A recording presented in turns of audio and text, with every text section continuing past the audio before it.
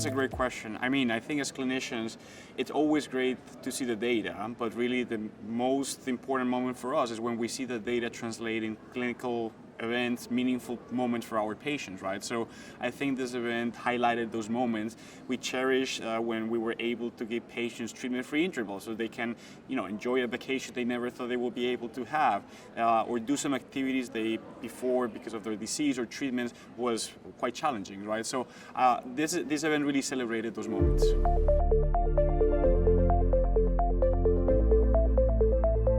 Wonderful. I think physicians were very always focused on the data, and we want objective data that we can measure, quantify, right?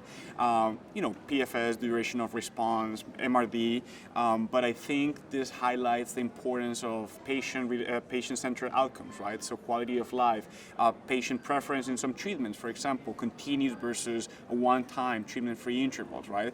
So this discussion and having patient advocates such as the ones we have in our event highlights the importance of these outcomes as well in our clinical trial design, but also everyday practice.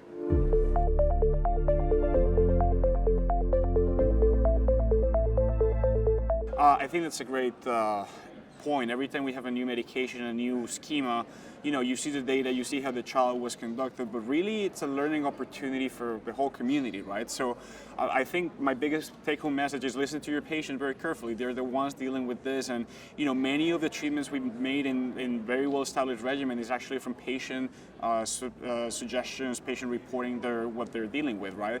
I think understanding toxicity is quite important because grading is complicated and sometimes it does not translate the full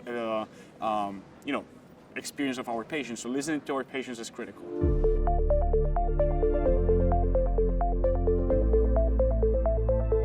Yeah, I think it's critical because it reinforces the importance of patient advocacy. It reinforces the importance of patient preference on their treatment, right? I think, as we were alluding before, we're always very focused on data, right? But these events like this, it kind of grants us to the really important part, which is, the patient experience, helping patients and helping patients get to the point where they want with a treatment that is in line with their values.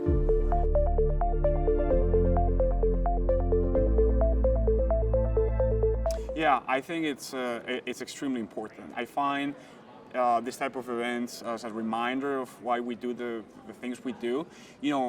As physicians, every time that you're treating a patient, you have a relationship, right? So that creates a little bit of a bias, but it can also, as you were saying, burnout is real, right?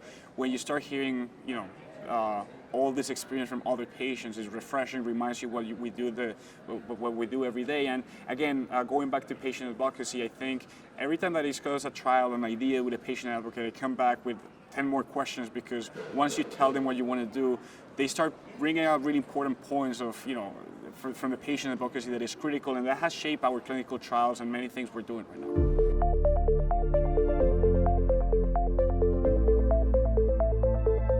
I will challenge my peers to consider patient values in treatment. So myeloma, we're fortunate that our treatments are so much better, right?